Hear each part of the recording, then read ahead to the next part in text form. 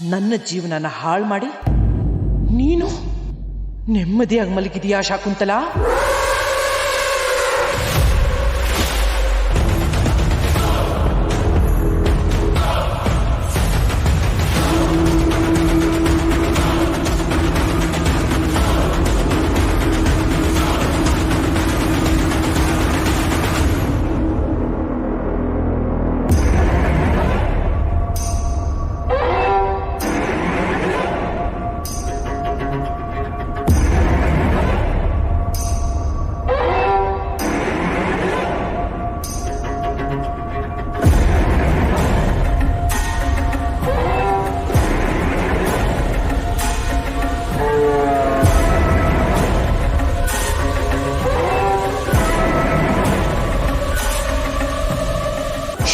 ಭಾಗ್ಯ, ನನ್ನ ಪಾಲನ್ ಶನಿ ನೀನು.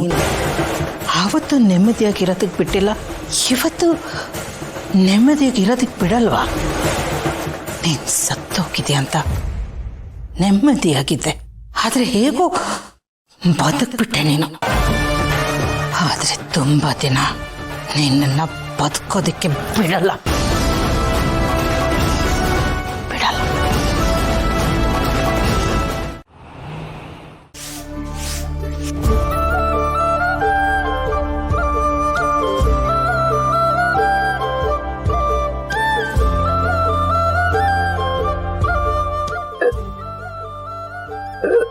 ಅಜ್ಜಿ ಬಿಗಿಸ್ತಾ ಇದ್ದೀರಾ? ನೀರು ತಗೊಂಡು ಬರ್ತೀನಿ.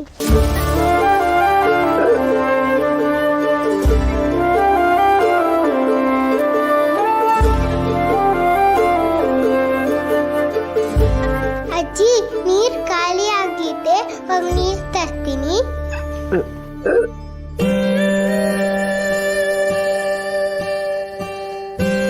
ಅಮ್ಮ, ಏನವಾ?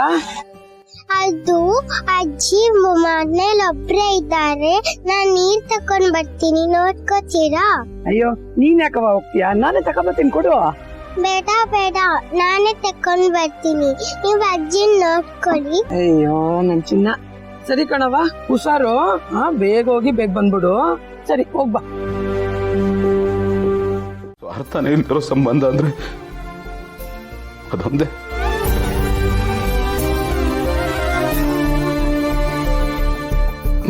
ಕಳ್ಕೊಂಬಿಟ್ಟೆ ನಾನು.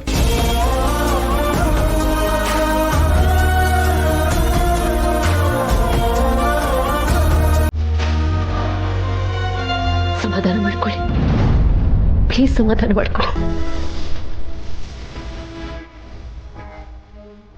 ನೀವು ಕಳ್ಕೊಂಡಿದ್ದೆಲ್ಲ ನಿಮ್ಗೆ ಸಿಗುತ್ತೆ. ಅಮ್ಮ ಸಿಕ್ಕೇ ಸಿಗ್ತಾರೆ. ಪ್ಲೀಸ್ ಸಮಾಧಾನ ಮಾಡ್ಕೊಳ್ಳಿ.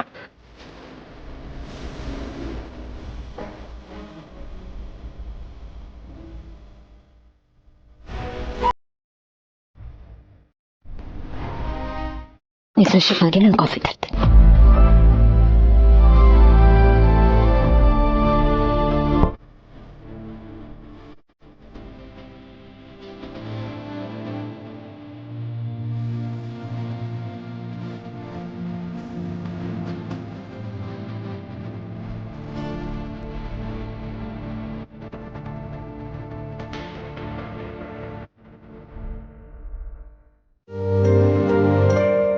ಅಕ್ಕ, ನಿನ್ ಹತ್ರನೇ ಮಾತಾಡೋಣ ಅಂತ ಬರ್ತಾ ಇದ್ದೆ. ನನ್ನ ಹತ್ರನಾ?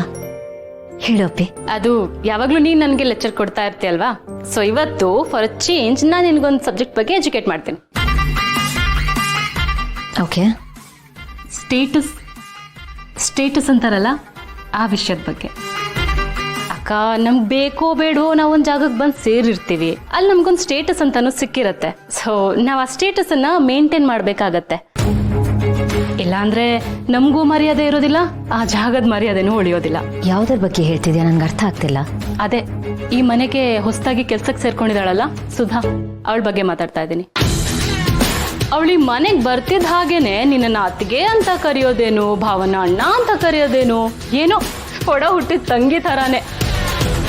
ಅವಳು ಬಂದಿರೋದು ತನ್ನ ಹೊಟ್ಟೆ ಪಾಡ್ಗೋಸ್ಕರ. ಅವಳು ನೋಡಿದ್ರೆ ಒಳ್ಳೆ ತವರ ಮನೆಗೆ ಬಂದಿರೋ ತರ ಆಡ್ತಾಳೆ. ಇದೆಲ್ಲ ಸ್ವಲ್ಪ ಓವರ್ ಆಗ್ಲಿಲ್ವಾ ಅಕ್ಕ? ಸ್ವಲ್ಪ ಜಾಸ್ತಿನೇ ಓವರ್ ಆಗೋಯ್ತು. ಆದ್ರೆ ತಪ್ಪು ಅವಳದಲ್ಲ, ನಿಮ್ದು. ಅದ್ರಲ್ಲೂ ನಿಂದು. ನೀನ್ ಕೊಟ್ಟಿರೋ ಸಲಿಗೆಯಿಂದಾನೇ ಅವಳು ಇಷ್ಟೊಂದೆಲ್ಲ ಆಡ್ತಿರೋದು. ಒಂದು ತಿಳ್ಕೊ ಅಕ್ಕ, ಯಾರನ್ನ ಎಲ್ಲಿಟ್ಟಿರ್ಬೇಕೋ ಅಲ್ಲಿಟ್ಟಿದ್ರೇನೆ ಚಂದ. ಆಗ್ಲೇ ನಮ್ಗೊಂದು ಮರ್ಯಾದೆ ಸಿಗೋದು. ಕಾಲ್ಗೆ ಹಾಕೋ ಚಪ್ಪಲಿಗೂ ತಲೆ ಮೇಲೆ ಹಾಕೊಳ್ಳೋ ಕಿರೀಟಕ್ಕೂ ತುಂಬಾನೇ ಡಿಫ್ರೆನ್ಸ್ ಇದೆ. ಆ ಎರಡನ್ನೂ ಒಟ್ಟಿಗೆ ಇಟ್ರೆ ಮರ್ಯಾದೆ ಹೋಗೋದು ಕಿರೀಟದ್ದು, ಚಪ್ಪಲಿದಲ್ಲ. ಅದು ಗೊತ್ತಿರ್ಲಿ ನಿನ್ಗೆ. ಸೊ ನನ್ನ ಮಾತಿನ ಸಮ್ಮರಿ ಇಷ್ಟೆ. ನೀನು ಈ ನಿನ್ ಕೆಲ್ಸಕ್ಕೆ ಬಾರ್ದೇ ಇರೋ ವ್ಯಾಲ್ಯೂಸು ಮಾರಲ್ಸ್ ಅನ್ನೆಲ್ಲ ಪಕ್ಕಕ್ಕಿಟ್ಟು ಸ್ವಲ್ಪ ಪ್ರಾಕ್ಟಿಕಲ್ ಆಗಿ ಯೋಚನೆ ಮಾಡು. ಅವಳು ಈ ಮನೆಗೆ ಕೆಲ್ಸಕ್ಕೆ ಬಂದಿರೋಳು, ಅವಳು ಅದನ್ನೇ ಮಾಡ್ಕೊಂಡಿರ್ಲಿ. ನೀನ್ ಅವಳನ್ನ ತಲೆ ಮೇಲೆ ಹೊತ್ಕೊಂಡ್ ಮೆರ್ಸೋ ಅವಶ್ಯಕತೆ ಏನೂ ಇಲ್ಲ. ನೋಡೋದಕ್ಕೆ ಅಸಹ್ಯವಾಗಿರುತ್ತೆ. ಅಪ್ಪಿ,